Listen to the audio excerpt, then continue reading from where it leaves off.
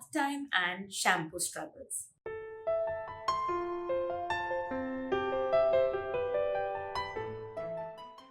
Bathing toddlers can go two ways. Some might resist bathing because they'll need to give up on the fun things they're doing and go for a bath. So, transitioning from something like playtime to bathing is often tough. While with some toddlers, it might be a task to get them out of the bathroom because they enjoy playing in the water so much. And it's natural that you will have concerns about your child playing in the water for too long, and you're wondering how to set the limit without inviting a tantrum or a meltdown every time. That's what you learn here.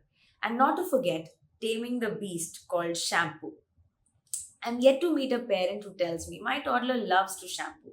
What about you? It's a struggle, right? To dive deep beneath this behavior, let's ask Ben. The emotion you see could be excitement or anger or frustration, depending on the situation. And in those situations, the need could be power. If you see them testing the limits, like, no, I don't want to have a bath. It could be play if they're refusing to go in or to come out because they want to keep playing. And when they want to do it themselves, the need is evolution or progress.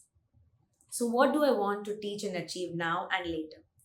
I want to make it easy for me and my toddler to transition to bath time, peacefully have a bath, and graciously step out of the bathroom without meltdowns or power struggles. Now, that's what I call a worthy goal. Also, over time, as my child seems ready, I want to encourage independence and let my toddler bathe herself properly.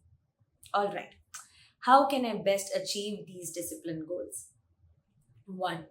Have clear and consistent routines where they know bath time comes after what? After breakfast or snacks or park time, and stick with it every day. Make transitions easy with calm prep. Give them a heads up well in advance. After breakfast, we'll go for a bath. Let that sink in. When it's time to move to the bathroom, calmly say, okay, time for a bath. If they run away or resist, you can say, looks like you don't want to have a bath now. You want to run and play. You're really excited about running now. We need to have a bath. So you can run as fast as you can. And when I catch you, I'm going to lift you up and drop you in the bathtub. Or a now and then would work. Now we need to have a bath. Then we will play your favorite running game or whatever it is that will excite them. That's how we meet their need for play in the moment. Infuse playfulness and make bath time fun with stories, bubbles, water play, and bath toys. Toddlers cannot resist fun. So, when they resist, remind them about how much fun bath time is going to be with a calm response.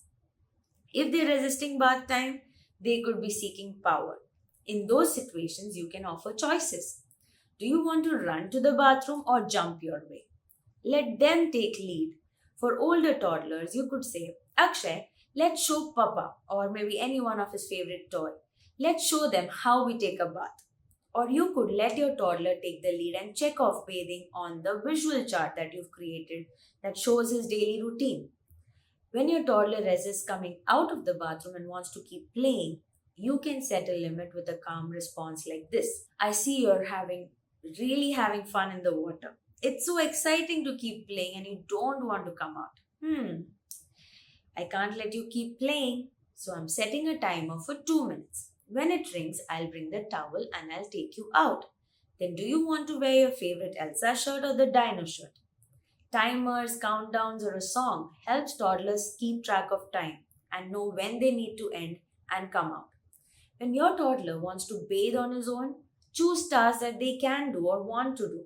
Encourage age appropriate independence, like, do you want to put soap on your legs or your hands? Do you want to pour water yourself? Encourage, because ultimately you want them to be able to do it themselves. Descriptively praise their effort. Avoid finding faults. Wow, you put soap on your legs on your own. Your legs look clean now. Finally, taming the beast called shampoo. Frankly, there's nothing wrong with your toddler resisting it. It's natural for them to feel scared if every time you shampoo them, there's a stream of soap and bubbles running over their face, getting into their eyes and mouth, and they find it hard to breathe. It is scary. So it is upon us to master the art of shampooing so they feel less scared. I mastered it after 3 years of trial and error. So I'll tell you what works for us. I tell my daughter in advance that we will shampoo today while having a bath. During the bath, also, I give her advance notice. I give her a little shampoo.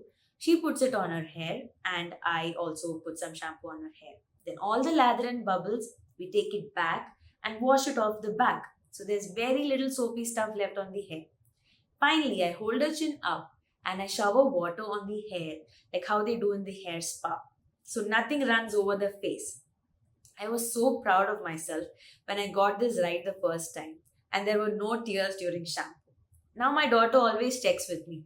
You're going to shampoo with the new technique, right, Mama? And I say yes. And it's all about helping them feel less scared and mastering the technique yourself. It took me 3 years. I'm hoping you'll master it sooner than me.